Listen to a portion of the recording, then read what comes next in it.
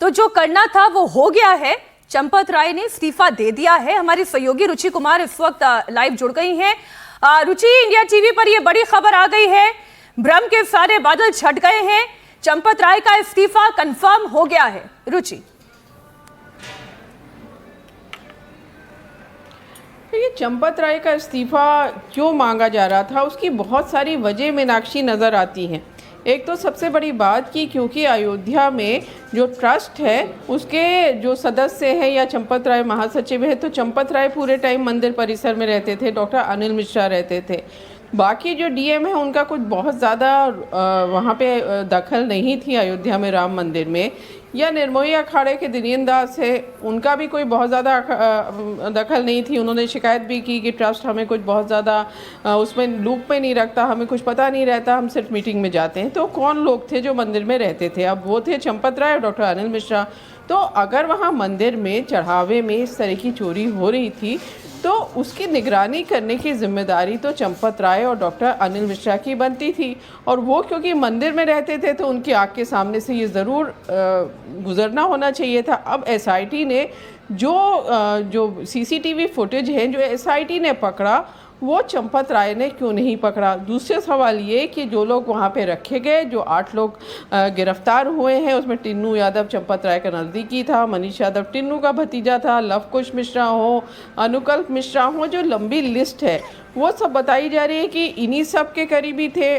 और इन्हीं सभी की चंपत राय और डॉक्टर अनिल मिश्रा की सिफारिश पर, आउटसोर्स पर बैंक ने रखा था, बैंक ने खुद से नहीं रखा था, इनकी सिफारिश पे रखा था। और वो लोग वहाँ पे काउंटिंग सेंटर में बेधड़क आते जाते थे, कोई जांच पड़ताल नहीं की जाती थी। कैसे उनको वहाँ पे मौका मिल गया शर्ट के अंदर पैसा रखने का, या मोजे के अंदर पैसा रखने का, या बंडल में ज़्यादा पैसे बांध लेने का? तो निगरानी वहाँ पर क्यों नहीं की जा रही थी? इतना बड़ा राम मंदिर बना, इतने श्रद्धालु जा रहे थे, और जहाँ पे इतनी ज़्यादा सिक्योरिटी है। मीनाक्षी, आप तो गई हैं वहाँ पे, आप तो घड़ी भी पहन के नहीं जा सकती हैं अगर आपकी डिजिटल वॉच है, मोबाइल आप ले नहीं जा सकती, वहाँ पे प्रसाद अंदर मिलता है, फूल आप चढ़ा नहीं सकते। तो जो इतना हाई सिक्योरिटी जोन था, वहाँ ये 8 लोग कैसे इतने ताकतवर हो गए? कैसे, किसने इनको इतनी ताकत दी कि इतने पावरफुल हो गए कि वहाँ कुछ भी करने लगे?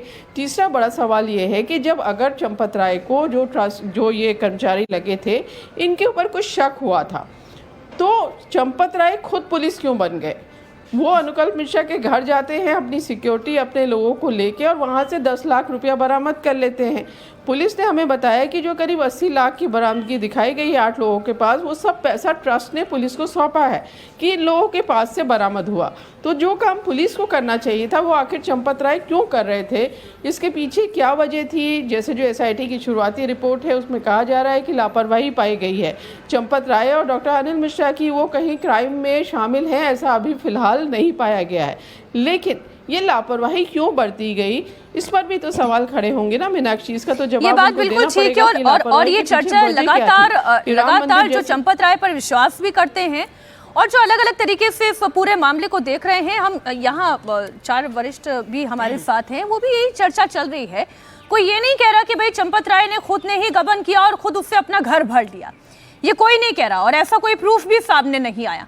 लेकिन हाँ, ये जरूर है कि उन्होंने क्राइम होता हुआ अपनी आंखों के सामने देखा, उसकी इन्वेस्टिगेशन उन्होंने खुद ने करनी शुरू कर दी।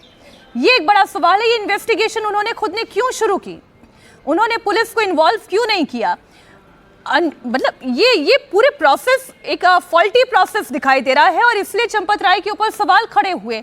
आज इस्तीफे की नौबत भी शायद इसीलिए आई है रुचि, क्योंकि अगर ये प्रोसेस फॉल्टी नहीं होता तो ये इस्तीफा भी नहीं होता। पहले अगर वो खुद पुलिस के पास चले गए होते तो शायद ये सवाल नहीं होते।